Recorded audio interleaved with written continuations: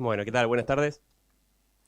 Como dijo Nati, yo también trabajo en el mismo equipo, que es el equipo de datos dentro de la Secretaría de Modernización. Así que un poco lo que les contó Fede es una parte de cómo enfocamos el trabajo para facilitar y profundizar la apertura de datos, que es, queremos lograr que sean interoperables, no solo que estén por ahí publicados, sino que llamemos a las mismas cosas de la misma manera. Así que la API GREF es un fuerte, digamos, desarrollo en ese sentido. Yo les voy a contar un poquito de otro, que es la tecnología que está detrás del Portal Nacional de Datos Abiertos y por qué la hicimos. Es un portal de datos abiertos basado en SICAN, para aquellos que lo conozcan, que es una de las plataformas, o tal vez la plataforma de datos abiertos más usada en el mundo, para políticas nacionales de apertura, sobre todo. Y un poco lo que quisimos, ¿por qué? Primero, por ahí voy un paso para atrás, antes de decirles por qué haríamos un desarrollo encima de una plataforma que ya existe. Nosotros conseguimos la apertura de datos como una red de nodos especializados, un poco parecido, si quieren, como lo que es IDERA, con las IDES geográficas, distribuidos en toda la administración pública nacional. Por ahí con la diferencia en términos de política de datos es que nosotros apuntamos fuertemente a lo que son organismos de la administración pública nacional y no tanto por ahí con lo que es el Portal Nacional de Datos a organismos de provincias y gobiernos locales. Ahí apuntamos con otra pata más de transferencia de capacidades y herramientas o incluso de experiencia hacia provincias y gobiernos locales, pero en un país federal, digamos un poco nuestro enfoque ahí es cada provincia o gobierno local desarrollará su propia política de apertura de datos si es que tiene el interés para hacerlo. Nosotros sí lo que les vamos a brindar es apoyo y asistencia técnica para ello, si bien no son, digamos, nuestro mandato principal. Entonces, ¿para qué hicimos Andino?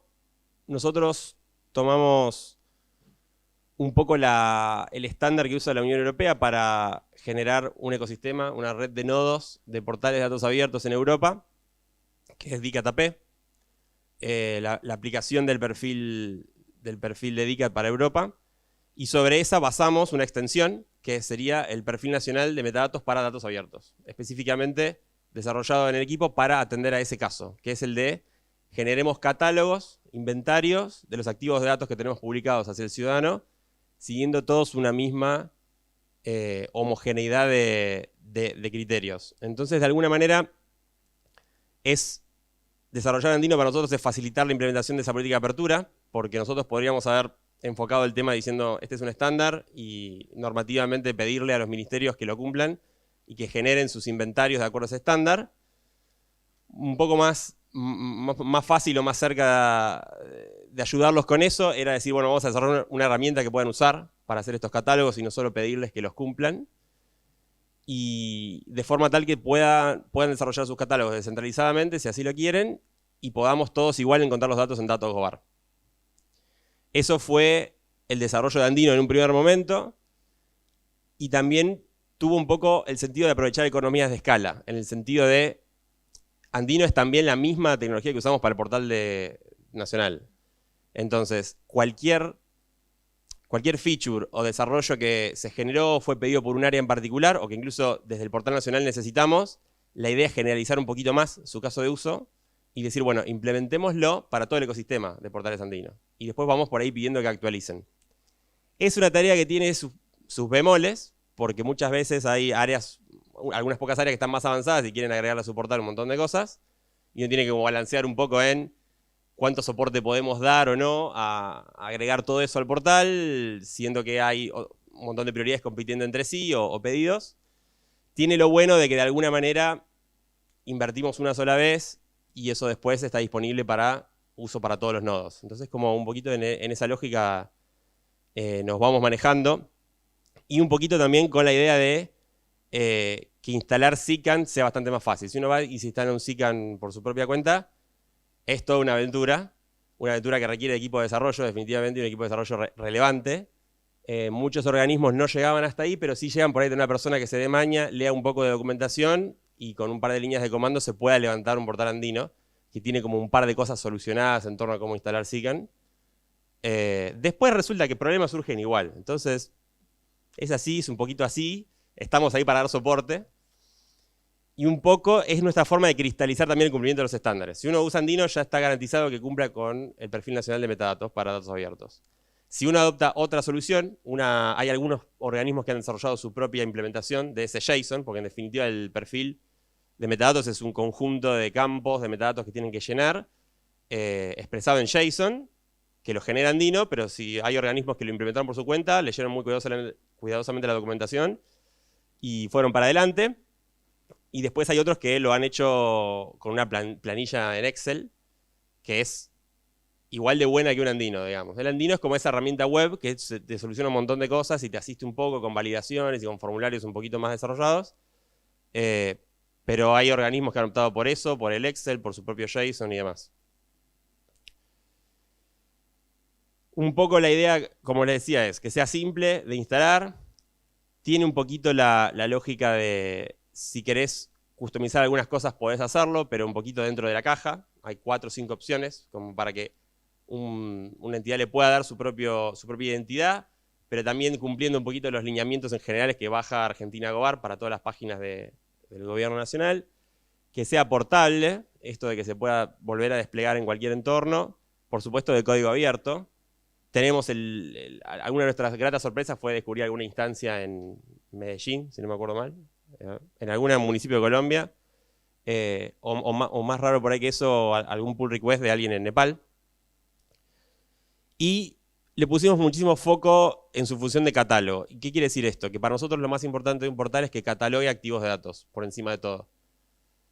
Eso significa que tiene que ser muy fácil documentar, invertimos bastante en que el que carga y que documenta un activo de datos encuentre un entorno amigable que lo ayude a poner un buen título o una buena cobertura geográfica, temporal y demás.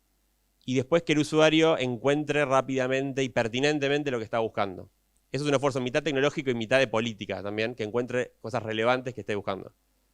Y dentro de eso, cerquita por ahí están funcionalidades como si vos estás buscando un activo de datos que te pueda ser útil, probablemente tengas que tener una buena previsualización, eso hace falta. Es medio tosca en Sican y invertimos bastante en que funcione bien. Y eso puede llegar a incluir hasta algunos gráficos un poco estándares. Lo que sí por ahí nosotros no invertimos mucho, que ya nos parece como de tercera línea de prioridad, para un catálogo es en hacer visualizaciones más complejas.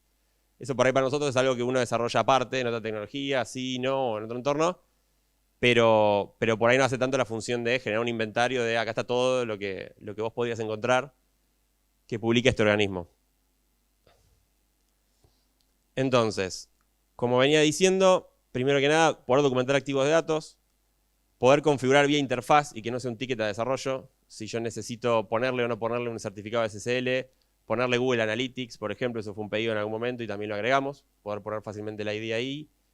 Agregar o sacar secciones extra, como por ejemplo hay algunos organismos que tienen APIs, la mayoría no, pero para los que tienen ese tema está un poquito mejor tratado.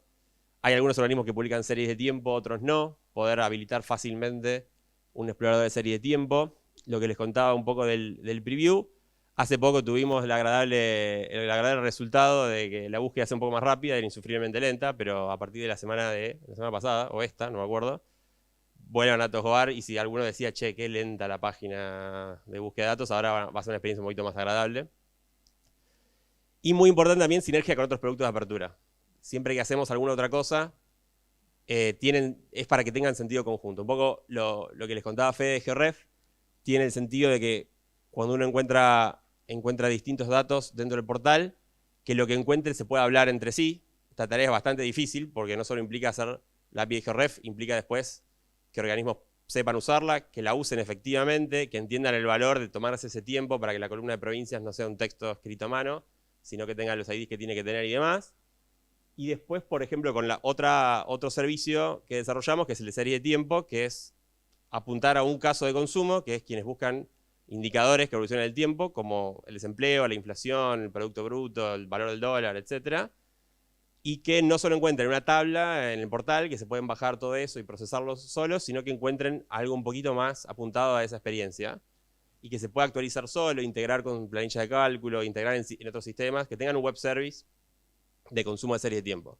Pero está totalmente acoplado y basado en ese perfil de metadatos, de alguna manera. Es un poco como que el portal andino va evolucionando para poder soportar esas otras cosas, esos otros usos un poco más más sofisticados. Hoja de ruta. Un poco hoja de ruta de lo que queda del año y un poco hoja de ruta de lo que pueda llegar a quedar en el futuro. Pero la función de búsqueda tiene que mejorar bastante todavía. Ahora mejora un poquito la velocidad, pero debería poder tener funciones predictivas, como nos pasa en Google. Si el punto acá es encontrar más que nada un activo de datos lo más rápidamente posible, hay que invertir ahí. Tiene que ser más fácil buscar resultados pertinentes, probablemente ponderando la búsqueda por popularidad o por algún tipo de índice de calidad. Hay un montón de ideas o de cosas que nos van diciendo tanto usuarios como productores de datos que estamos como pensando dónde invertir para mejorar la función de búsqueda.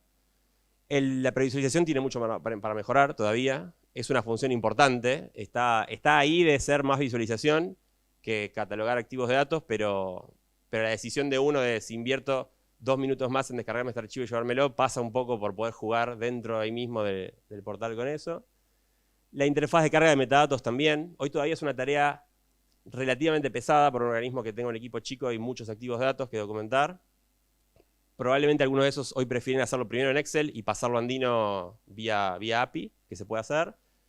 Pero hay mucho margen para que Andino te sugiera los metadatos que deberías poner, que limite aún mejor cosas como unidades de medida, por ejemplo, que te diga, bueno, tal vez querés crear la tuya propia, pero acá ya un montón de usuarios han dicho toneladas, millones de pesos corrientes, millones de pesos 1994, etcétera, etcétera.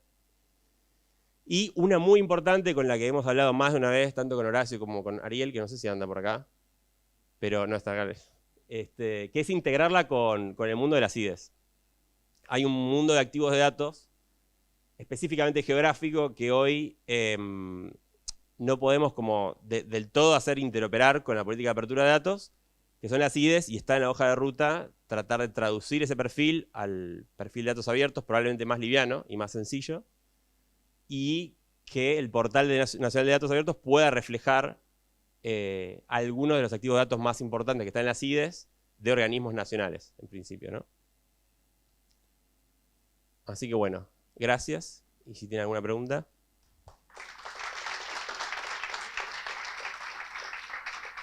Gracias, Agus. Bueno, ¿preguntas? Hola, ¿qué tal? Tengo varias preguntas. Te las digo todas juntas, así... Si no... Bueno, la primera, uno baja los datasets, pero, digamos, es un dataset, no está estructurado. A veces uno lo quiere pasar a una base de datos y tiene que hacer todo un proceso de pasar los identificadores. O sea, yo tengo repetidos mismos valores. Podría utilizar los metadatos para generar la estructura del SQL, por ejemplo, pero tengo que tener un proceso manual para transformarlo y pasarlo a una base de datos que sea óptima, o sea, no que te esté buscando que tenga varias veces los mismos datos.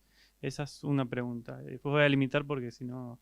y después, la otra pregunta más relevante también es, si bien está descentralizado los datos, si en datos Gobar está todo centralizado, veo algo muy similar a Poncho, de comunicación, donde Argentina Gobar, todo se publica ahí. ¿Hasta qué punto esto no afecta la independencia de los organismos? A ver, la política de datos abiertos, los datos son del ciudadano, pero los organismos no pierden cierto control o ciertas cuestiones al subirse sí o sí a la plataforma. Esa sería la segunda pregunta más relevante. Igual me interesa más la primera, pero lo otro es más una cuestión en otro sentido que también más político tal vez que me resulta de interés. Gracias. Sí, sobre la primera sí, es muy importante.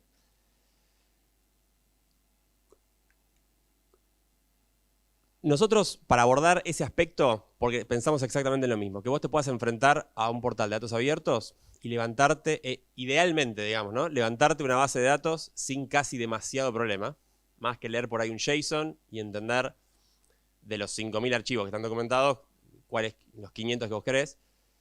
Y un poco la apuesta es, si uno, esto por ahí algunos divierte, algunos los aburre, pero la estructura de un catálogo tiene uno o más datasets, que son conjuntos de datos, y cada dataset efectivamente es el conjunto que tiene uno o más archivos, ¿no? Entonces, por ejemplo, si un organismo tuviera que documentar una base relacional que ya tiene, produciría tal vez 5 CSVs con columnas que puedan joinearse entre sí, y debería ser muy prolijo en ponerlas en el mismo dataset y documentar bien cómo es cada una de esas columnas. Entonces lo siguiente es una tabla dentro del perfil de metadatos, tiene uno o más campos. Un activo de datos tabular. No tenemos resuelto cómo hacer con activos de datos no tabulares, ¿no? Pero, entonces, la publicación y documentación perfecta de una base de datos de ese estilo sería eso. Te publico 5 CSVs con columnas que estén bien pensadas, que respeten el modelo original, y después documento cada una de esas columnas en su nombre, tal como lo tiene el CSV, en el tipo de datos, y ahí es donde a vos te armaría, no es un tipo de datos tan granular como el de una base SQL cualquiera, pero sí es integer, decimal, string, etcétera, datetime, date, etcétera. Una descripción de qué significa también, porque la idea es que uno puede ir al portal y uno se baja una tabla que dice xt1 barra no sé cuánto, y esto con qué se come. La idea es que los organismos pongan en la descripción, bueno, esto es, no sé, indicadores de medicamentos en el Vademecum que se usan así, asá, de 1994. Y, ¿qué más? Esos 3 campos son los que nosotros recomendamos para cualquier activo de datos tabular. De ahí en más, es todo un esfuerzo ir logrando que más CSVs sean documentados. No son obligatorios en el perfil, porque si lo hiciéramos obligatorio, sería como decir, preferimos que nadie publique nada hasta que no lleguen acá. Son recomendados. Entonces, todo el tiempo hacemos hincapié y un poco el trabajo, y un poco mezclando con la otra pregunta, si querés, el trabajo de política es encarar un área, entender en qué estado evolutivo de la publicación de datos está, y si la discusión es que un PDF no es una muy buena manera de publicar datos, de ahí al Excel. Si la discusión es el Excel no es tan fácil de procesar porque es semiestructurado, de ahí al CSV. Problemas N para a veces usuarios de Excel lograr hacer CSVs que estén bien formados. Si ya estamos en el mundo CSV, es hacer los CSVs mejor, que se hablen entre sí, que estén bien documentados. Ahí sí por ahí nos ponemos un poquito la vara más alta en, che, ya tenés todo muy adelantado, deberías tener todas las tablas con los campos documentados. Ahí por ahí sí uno empieza como a subir un poco la vara. Y si todo eso está un poco resuelto, o a veces en la mitad del camino, decís, che, además tenés indicadores que evolucionan en el tiempo, por ejemplo. Si estructurás la tabla un poquito más así, esto termina en un web service, no solamente en una tabla. Que de hecho nosotros mismos somos clientes de esa especificación. Somos en realidad un developer más, si querés, que hizo una base de datos, que como confía en ciertos metadatos y cierta estructura que esos metadatos le dicen que tiene, se lo lleva y hizo una base de datos, ¿no? Esto es un poquito más que los 3 campos que te decía, porque hay 7 campos de metadatos para el nivel columna, que son los 3 básicos, 2 especiales, con los cuales nosotros estamos como experimentando esto de hacer extensiones que te digan algo más del activo de datos, como por ejemplo en este caso, este campo no es solo una fecha, es un índice de tiempo. ¿Y un índice de tiempo qué es? Es algo que tiene la propiedad de ser continuo, estar ordenado de más antiguo a más reciente, etcétera, y de tener una frecuencia mensual, trimestral, anual. Y después hay otros 2 campos que son tener unidad de medida, que solo tiene sentido para campos numéricos no numéricos no tienen unidad de medida, y tal vez tener un identificador, que tiene sentido si vos decís esta columna es una serie. Pero si esta columna es otra cosa, no tiene sentido el campo ID. Eso es como bastante más avanzado. Pero sí, definitivamente va por ahí nuestra apuesta a que vos puedas leer un modelo y... Sí, definitivamente. Es gradual, está planteado el terreno, es un esfuerzo de día a día ir viendo cómo las áreas van evolucionando y yéndose a eso. Pero hay algunas que han tenido bastante buenos resultados. Como por mencionar algunas, Agroindustria hace bastante ya que documenta bastante profundamente. Salud está encarando un camino recientemente bastante más avanzado de lo que venía. Energía es otro caso que está muy avanzado también. Bueno, y no voy a mencionar a los otros 20 porque ya empezamos con a quién mencionaste y a quién no. Pero sí, un poco la primera pregunta es eso, esa visión está. Y la segunda pregunta, me olvidé la segunda pregunta.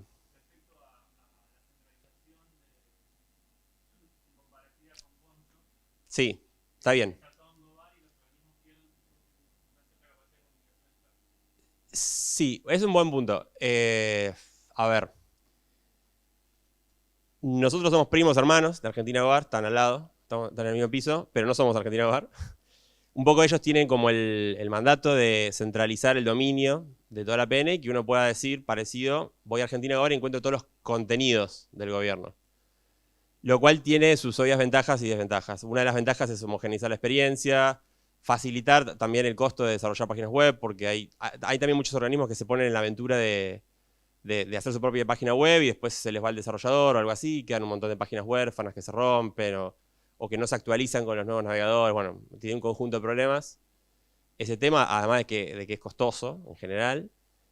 Pero bueno, pierde, estandarizar te hace perder especificidad, detalles o cosas que son específicas de algunas áreas. Entonces, nosotros vemos como al costado, con un problema parecido pero diferente, que un poco la estrategia es ellos también tienen su cronograma y van como integrando en Argentina Gobar, pero van respetando también micrositios que siguen quedando ahí, que son referenciados de Argentina, pero que quedan donde están porque tienen una especificidad tal que no encaja con el modelo de estándar del dominio único, ¿no? Y en nuestro caso un poco la idea fue, nosotros empujamos hacia cierta idea que tiene la comunidad de datos abiertos y nosotros en particular, como un actor dentro de esa comunidad, de cómo deberían publicarse datos, pero en realidad los organismos pueden publicar los datos como quieran, solo que nosotros empujamos bastante en que mejoren, a nuestra forma de ver, ¿no? Mejoren hasta cierto lugar, pero hay organismos que no comparten de hecho algunos puntos de vista y los discutimos varias veces y bueno, bárbaro, algunas cosas las hacen como les parece, otras no, etc.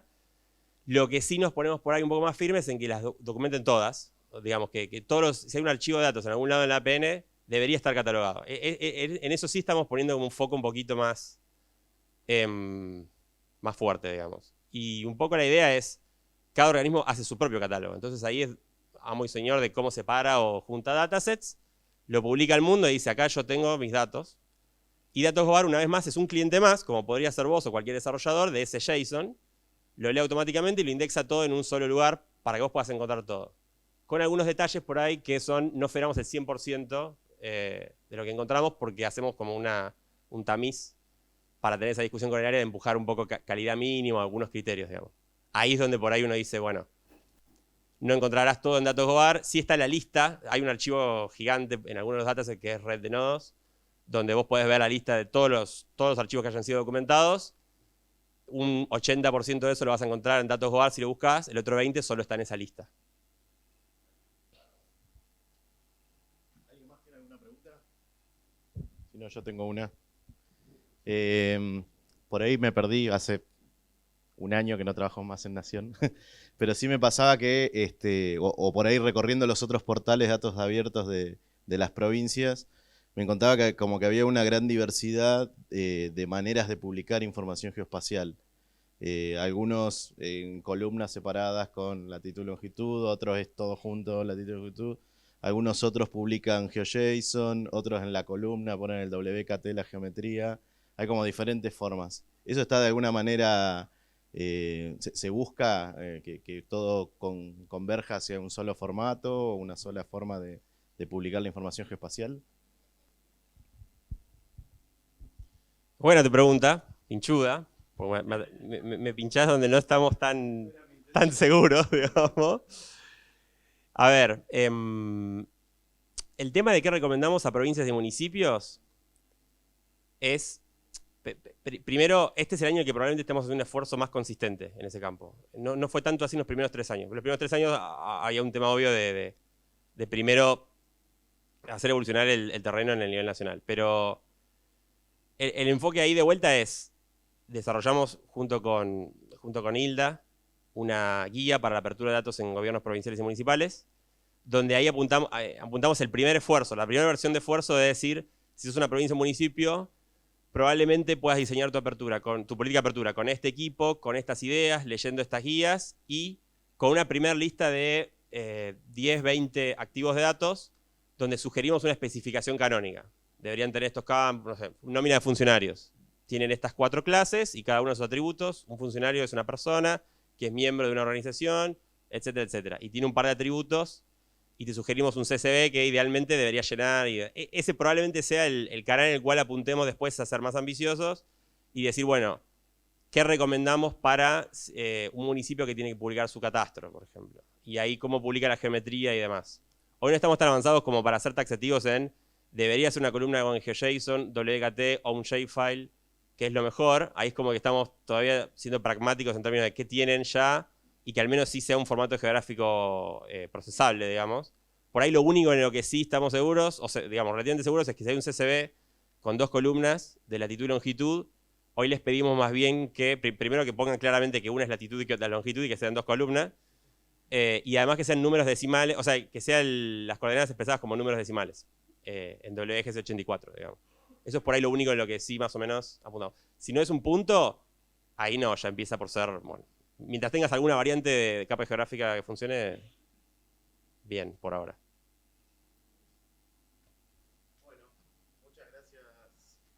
Muchas gracias, Agus. Gracias, che.